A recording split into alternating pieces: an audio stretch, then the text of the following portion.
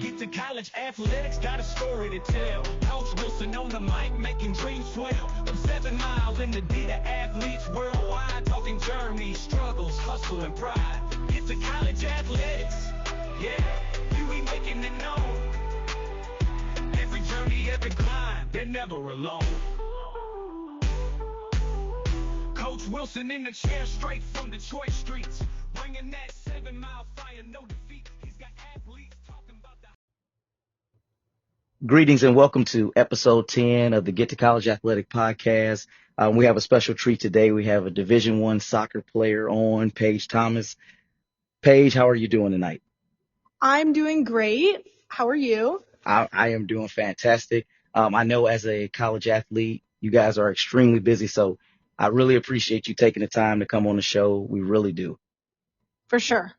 All right, so let's get into your background a little bit before we get into the recruiting and things like that. Well, I guess we should tell everybody you are at the University of Alabama, correct, to play soccer? Yes, correct. All right, so where are you from? I'm from California. I'm from the Bay Area. I was born and raised in Oakland, California. Okay. Yep. All right, so did you play any other sports growing up, or were you just all soccer? Growing up, I tried out a few different sports. I played baseball. I did swim team.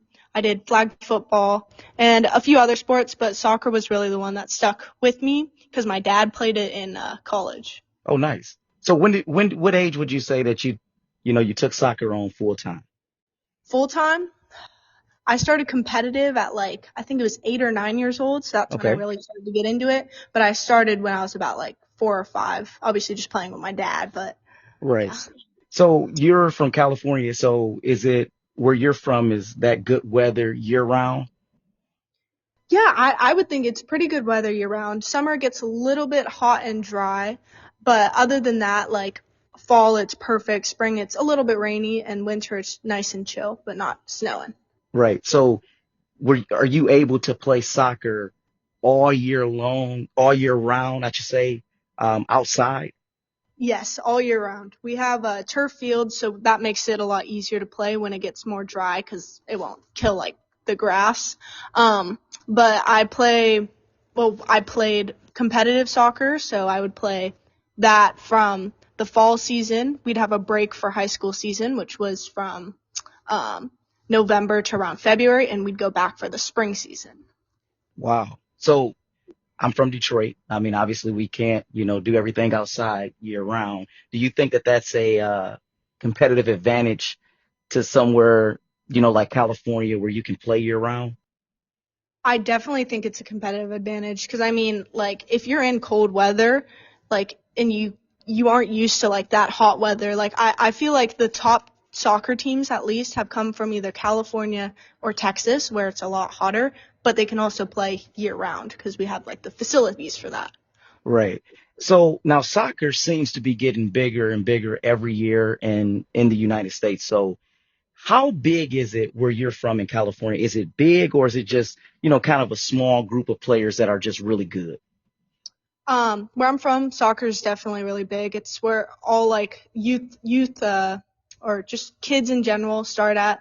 I even coach kids over the summer, and I can tell that they all enjoy it and love it.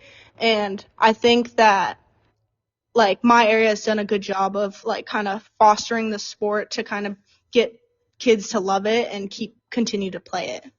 Okay, so now when you get to high school now, are you playing club and high school, or how does that work? So for California, at least, I know it's different in different states, but we have a period of time where we get a break from club and you get to do high school. Some clubs don't let their athletes do high school, but mine thankfully did. So as I said before, it would be fall season, then we'd have our high school season, which was in the winter, and I was able to do that, and it was great. It's different, of course. In my opinion, it's a little less competitive, but it's still fun in its nature. That kind of, it got me more confident in myself because I was able to kind of go out of my way, play different positions, be uncomfortable. And I just felt like high school soccer is a great way to grow, and then club soccer is a great way to compete. Okay, so the club soccer, from what I'm understanding, is more competitive. Yes, correct. Okay. Okay, sounds good. So okay, so now let's jump into, so you're in high school. Do you play several different positions, or how does that work? Um, During high school season, so I love to play in the middle of the field, and so I would basically just play anywhere in that line of the middle, whether it be like attacking mid or center forward, defensive mid, center back. I just love we call it like the spine. I would basically try out anywhere in there during high school season because I kind of had the freedom to do that. Oh, okay. Okay. And what do you play now in college? Do you have a main position? Yeah, I play defensive mid, so that's kind of right in front of the center backs and under the attacking mids. Right, right. No, absolutely. Okay. All right. So now we're in high school. When did you realize that you could play not only in college, because obviously it's different levels, right? So for a lot of student athletes, like I try to explain to them, it's, everyone can't go Division 1, but there's different levels for everyone. But when did you decide that, hey, I can go to a Power 5 conference? For soccer players, honestly, for me as well, you start earlier than most other sports. I kind of had the idea of going and playing at a big school, probably in middle school, not even in high school, Oh, wow. like more like eighth grade. I just remember when I was in eighth grade going to a Stanford soccer camp and Okay. just being kind of like, wow, this is the real deal. I want to get here. That's my goal. So I started that goal before I even got into high school. And then high school was kind of the period where I would build myself up to get to that spot. Right. And I understand that that's a great goal to have. And, I'm glad that you locked in early. But my question would be, when did you realize that this is actually attainable, right? Because it's not just a goal. When did you say, I can play at that high level? Freshman year. Freshman year of high school? Yeah. Okay. And was it because of your stats? Was it because of your abilities? Kind of elaborate on that for me. I think it was because of my not only my abilities, but also I kind of believed in myself that I can improve over time and like get to that level that I need to be. And for soccer, the recruiting process basically starts the summer after your sophomore year. So I had to start thinking about what colleges I wanted to go to my freshman year. Okay. All right. And before we jump into, the college situation, I know that you're from California. Is there anything you want to tell us about, your siblings or your family and things like that? Because I'm assuming that you're close with your family. Yeah, I'm super close to my family. My dad, he played soccer in college. He played for USF. He played goalkeeper and he played all 4 years. My mom, she also went to USF. She was more of just a student there though. Met my dad after. I have one little brother. He is 15 years old and he's trying to go to college for volleyball, which I think is super cool. I think he'll get there too. Oh, That's really it for me. oh wow. Okay. No, that's good. It's good because I always find it interesting, the relationship, how it changes when you're not seeing the same faces, every day. So because you're a sophomore now, correct? I'm a freshman. I'm sorry, a freshman. I'm sorry. So Yeah. how are you dealing with that? Not seeing those same faces every day. Um, that's a hard one, honestly. I feel like for me, I'm not super affected by it that much, just because I know that they're back home. I know that they're there for me, so I don't really worry about like not seeing them, not having them here physically, because I know they're like back home there physically. If that makes sense. Right. And when it's for people that don't know, when is soccer season for college athletes? When is actual soccer season? So the actual season is in the fall. Right now it's our spring season, so we just kind of have friendly games, but it really starts up kind of in like around September. Okay, sounds good. So now let's talk about the recruiting process. When did the recruiting process heat up for you? It really like it started to heat up my sophomore year because I had to start reaching out to college coaches to come and watch me play, even though they were not allowed to like reach out to me and talk to me until June 15th after my sophomore year. I had to Correct. start reaching out during my sophomore year. And so I just remember we have showcases for soccer that we would just go to, like Arizona, for example. My team would go there, and there'd be teams from all over the country, ECNL teams that would go, and all college coaches would go. But that's when it kind of really started, was that sophomore year. Okay. And when it heated, was it multiple schools or was it certain schools? How did that work out? Um, at first, I kind of reached out to really any schools that I kind of liked, and as like the process went on, like after June 15th of my after sophomore year, I kind of narrowed it down a bit more as to who reached out to me and whatnot. Okay. Now, for the soccer situation, is it a lot of different coaching styles? Does that go into your decision as well, or is soccer kind of the same? That definitely goes into a big play. For me, there's different like play styles that I like. I definitely like possessions type styles, and I feel like some schools are very direct, as in they have super athletic people on their team that can just run all day. You kick a long ball, they run. And for me, I kind of prefer since I'm a midfielder, obviously, I like to get the ball. So I wanted to find a college that kind of was in a good conference, good coaching staff, good culture, and good play style. Okay. So how many official visits did you take, or if you took any unofficials that really stuck out? I think it's been so long. I think I was I went on either 4 or 5 official and 1 unofficial. Okay. And tell us about those official visits that were not Alabama. So for my official visits, a lot of them were they were different because I went to different schools. I went to some other SEC schools as well, but also some like smaller private schools. And you Okay. can really tell like the difference in how a school is when you go on one of those official visits, if that Oh, makes sense. right, right. So do you want to talk about any other schools that you went on the visits or no?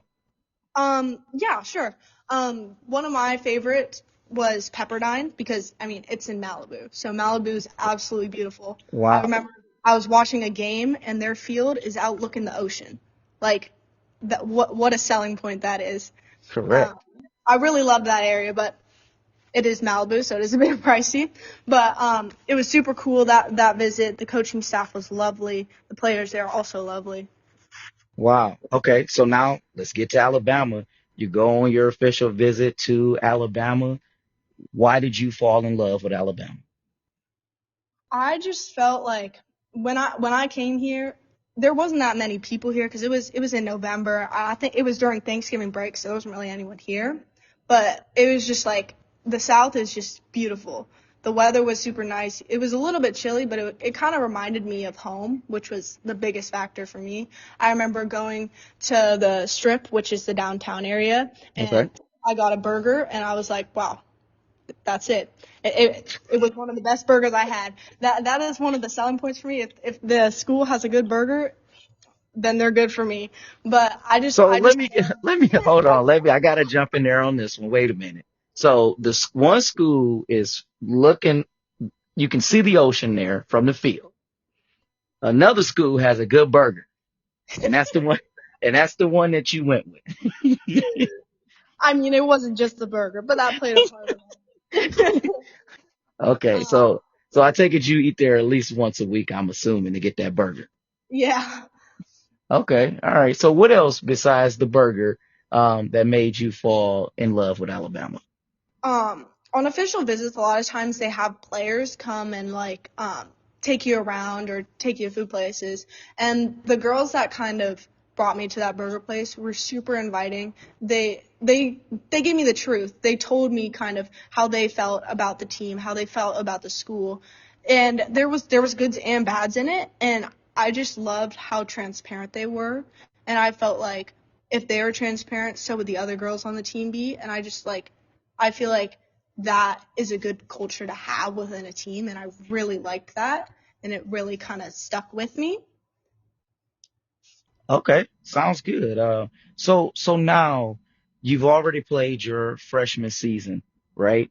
So were there anything that shocked you about that high level that you said, "Wow, I didn't even imagine this"?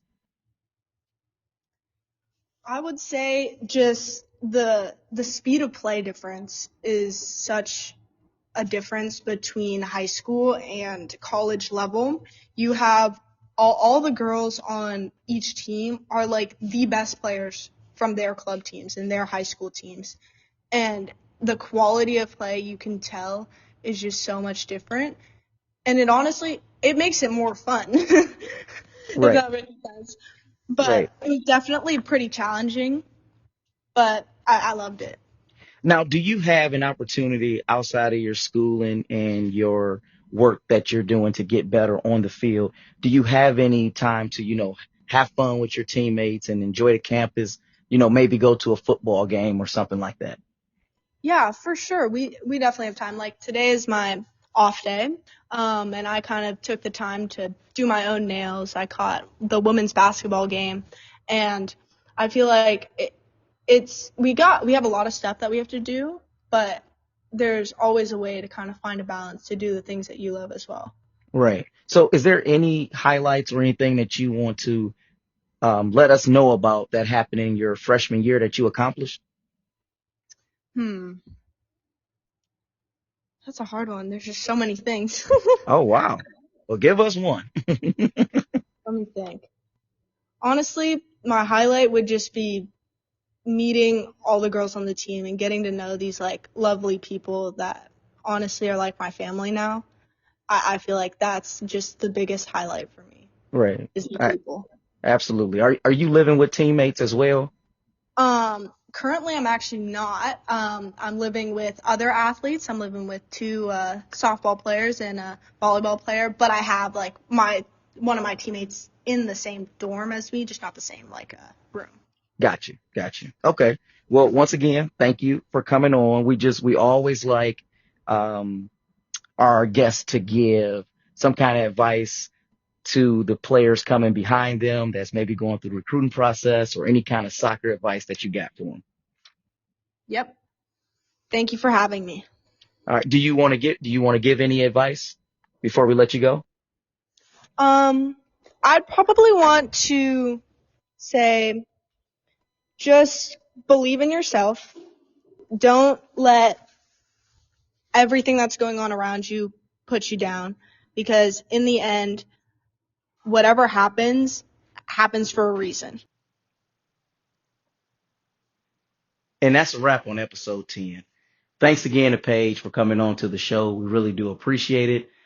We know her time is valuable being a Division I soccer player at the University of Alabama. And we thank her also for coming on to share her experiences, especially with the recruiting process. Thanks again for all the support. Please follow us on Spotify. Please follow us on Apple or wherever you get your podcasts. We really do appreciate the support.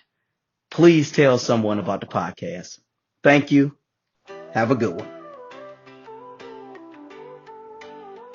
Get to college athletics, got a story to tell. Coach Wilson on the mic, making dreams swell.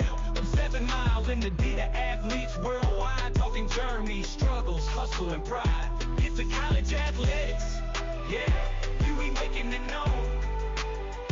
Every journey, every climb, they're never alone. Coach Wilson in the chair, straight from Detroit streets, bringing that 7 mile fire, no defeat.